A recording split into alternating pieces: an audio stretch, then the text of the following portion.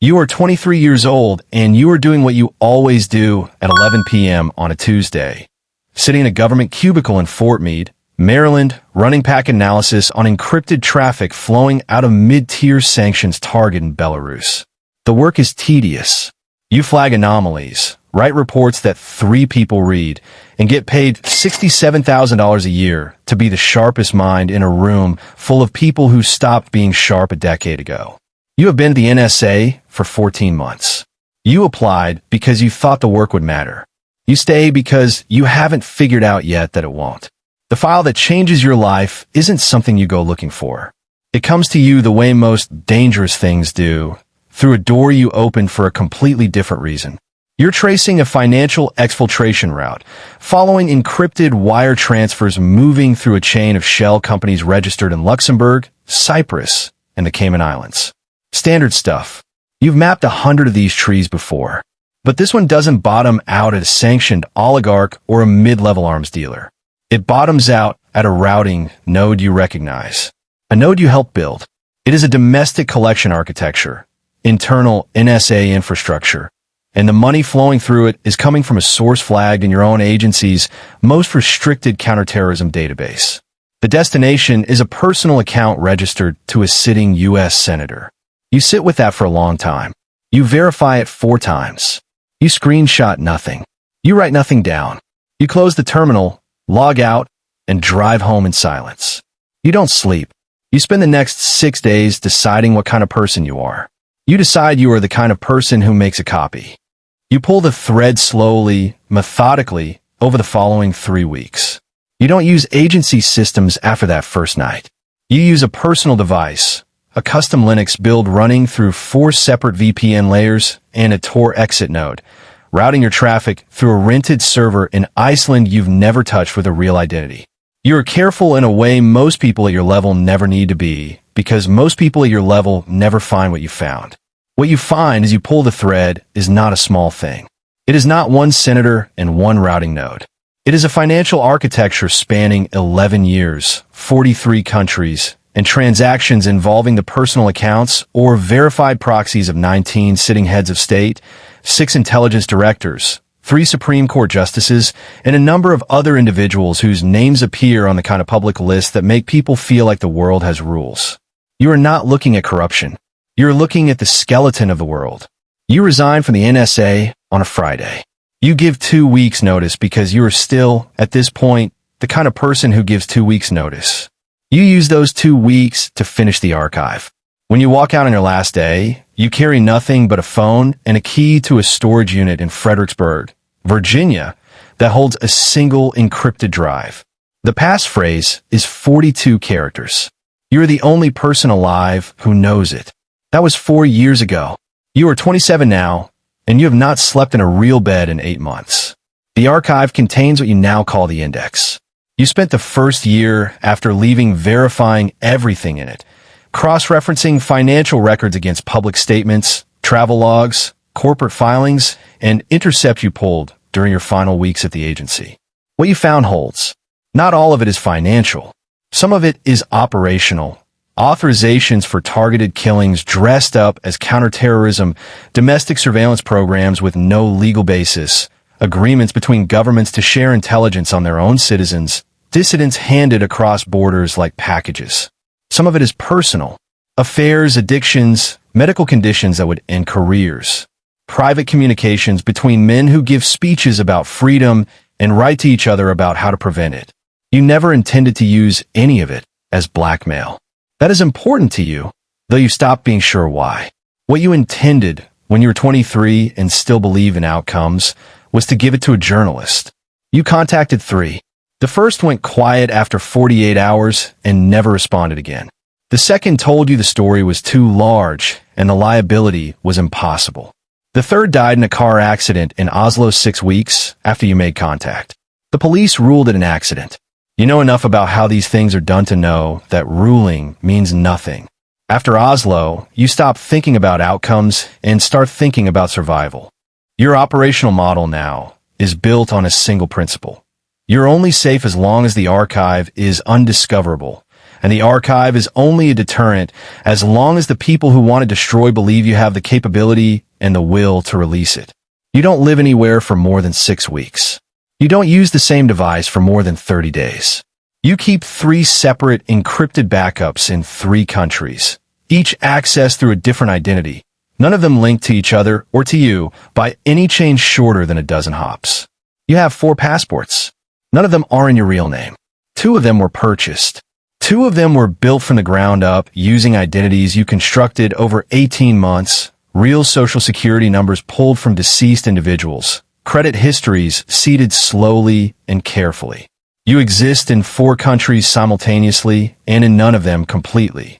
The money situation is something people never think about when they imagine this life. You have no employer. You have no bank account in your real name. You maintain operational funds through a combination of cryptocurrency holdings spread across 11 wallets. Small freelance security consulting work done under pseudonyms for private firms who do not ask questions, and twice, payments you accepted from investigative organizations in exchange for narrow, specific disclosures that you controlled entirely. You gave them enough to publish something real. You gave them nothing that could be traced back to the archives, full scope. Both times, the stories ran, caused a week of news, and were subsequently buried in ways that told you a great deal about who reads when it makes what calls. The first time someone contacts you directly, you are in Lisbon. It comes through a channel you set up for exactly this purpose, a dead drop address on a dark web forum, monitored but never responded to, a way of watching who knows you exist. The message is 3 sentences. It identifies a specific file in the index by its internal reference number, a number you have never shared with anyone. It tells you a price. It tells you an account number to deposit confirmation. You close the laptop and spend the next 4 hours in a park feeding pigeons and thinking about what it means that someone knows that reference number. It means one of 3 things. Someone else was inside the same architecture you were inside and pulled the same thread. Someone tortured it out of a person connected to you, which means the journalist in Oslo wasn't an accident and someone has been walking your trail. Or someone inside one of the 3 governments currently most motivated to find you has a technical capability you haven't accounted for. You decide it's the 3rd option because it's the one that requires the least number of things to have already gone wrong. You move safe houses that night. You burn the Lisbon identity completely. The second contact comes 4 months later in a different city through a different channel. This one isn't a buyer. This one is a warning. It comes from an address you trace back through 7 layers to a signals intelligence directorate in a country that is technically an ally of the United States. The warning is simple. There's an active rendition authorization with your name on it. Not your real name. One of your constructed names, which means they're closer than you thought. The warning costs you a week of paralysis and then a week of furious recalibration. You change 3 of your 4 identities. You move the European backup out of the country it was in. You reach out to a contact, the only person you trust, a former intelligence lawyer turned academic who has never touched the archive but understands what it is, and you give her a sealed package with instructions. If she stops hearing from you on a specific schedule, she opens it. She doesn't ask questions. She has stopped asking questions because she understands, by now, what the questions would mean. The rendition authorization tells you something useful. It tells you they're not certain you have what they think you have. If they were certain, they wouldn't authorize rendition. They would do what they did in Oslo. The fact that they want you alive means they want the passphrase, which means the archive is intact, and they don't have it, which means the leverage still holds. You sleep better after you work that out. Not well. Better. You spend a lot of time thinking about the moral geometry of your situation. You have information that would, if released completely and responsibly, cause genuine consequences for people who have done genuinely harmful things. You have not released it. You tell yourself this is because the infrastructure for releasing it safely doesn't exist, that the journalist networks are compromised, that any partial release without a coordinated global distribution strategy would be buried or discredited, that you're waiting for the right moment and the right mechanism. Some of this is true. Some of it is that you are afraid. Some of it is that you have started to understand, in a way you didn't when you were 23, that releasing the archive would not fix the architecture that made the archive possible.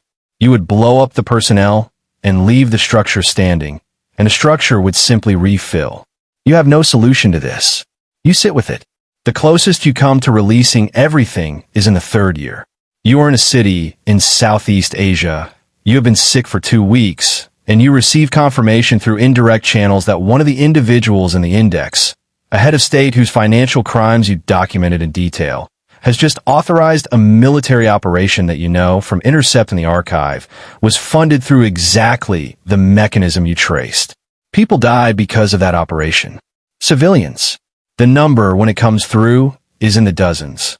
You spend a night looking at the relevant files in the archive, the financial threads, the communications, the authorizations. You build a disclosure package.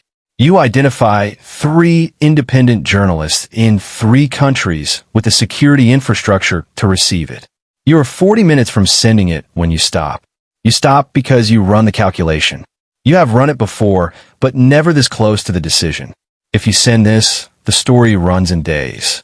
In hours after publication, every intelligence service that has been hunting you knows you are operational and that the archive is accessible. The rendition authorization activates.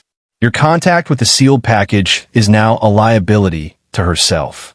The other files in the archive, the ones about the other 18 heads of state, the intelligence directors, the justices, are now known to be in danger of the same disclosure, which means 17 other governments have an active interest in finding you within the same news cycle. You would be the most wanted person on Earth within 72 hours of publication, and your ability to protect the rest of the archive would collapse. You would spend whatever time you had left running, not protecting what you built. You don't send it. You close the laptop. You cry for a while, which surprises you. You didn't think you still did that. What you are now is something that doesn't have a clean name. You're not a whistleblower because you haven't blown the whistle. You are not a blackmailer because you have never made a demand. You are not an asset because you serve no government. You are a man with a key to a room that powerful people need to believe they can either unlock or destroy, and so far they have done neither, and the equilibrium that creates is the only thing keeping you alive and free. It is an equilibrium built entirely on other people's uncertainty, and you are aware, every day, that uncertainty is not a permanent state.